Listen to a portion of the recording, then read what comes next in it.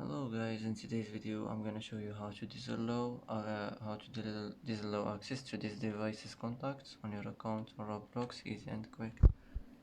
First click here, now click settings, and now click privacy, and here as you see you'll find it. Click on it and it will be turned off, and that's how to disallow access to this device's contacts on your account on Roblox, easy and quick. And that's it for today's video. If you like this video, don't forget to like and don't forget to subscribe. I hope this video is helpful for you, and thanks for watching until the end, and see you in the next video.